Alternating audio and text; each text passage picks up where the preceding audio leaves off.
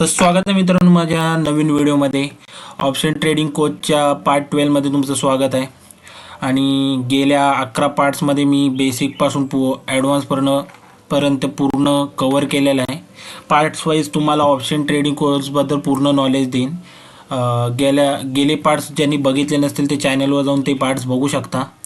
आणि आज मी तुम्हाला व्हिडिओमध्ये इंडिकेटरबद्दल नॉलेज देणार आहे. जे 4 टॉप यूज केले जाणारे इंडिकेटरबद्दल मी जरासे सगळे नॉर्मल पॉईंट तुम्हाला ह्याच्यात एक्सप्लेन करणार आहे.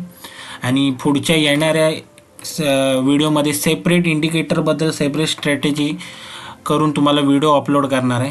तर आजच्या व्हिडिओमध्ये आपण 4 इंडिकेटरचं जरासं थोडक्यात नॉलेज घेणार आहोत.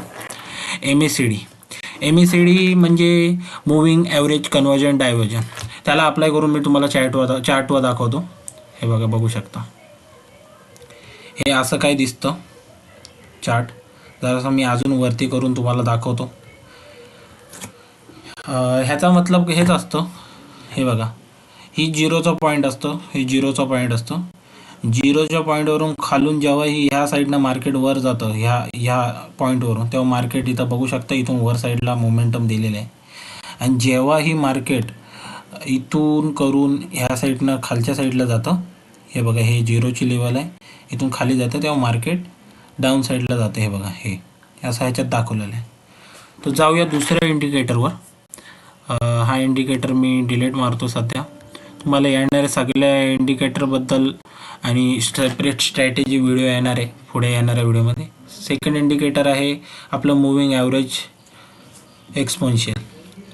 इथं बघू शकता मूव्हिंग ॲव्हरेज एक्सपोनेन्शियलवरूनच कळतं की आपल्याला कुठल्या तरी कॅन्डलचे ॲव्हरेज केले जातं. हे बघा इथं 9 EMA लागलेलं आहे. म्हणजे कुठल्या तरी 9 कॅन्डलचं ॲव्हरेज मिळून ही जी ब्लू लाईन असते ती फॉलो असते. ह्याची पण एक स्ट्रॅटेजी व्हिडिओ येणार आहे पुढे येणाऱ्या व्हिडिओमध्ये. थर्डमध्ये आपण पिवट पॉईंट एक्सप्लेन करतो. बघू शकता काही लोकांना जे बिगिनर असतात त्यांना सपोर्ट रेजिस्टन्स मार्क करायला येत नाही.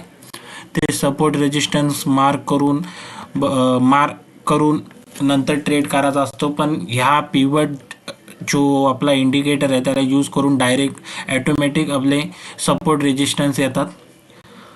अँड फोर्थमध्ये तुम्हाला इंडिकेटरमध्ये येतो आहे रिलेटिव्ह स्ट्रेंथ इंडेक्स.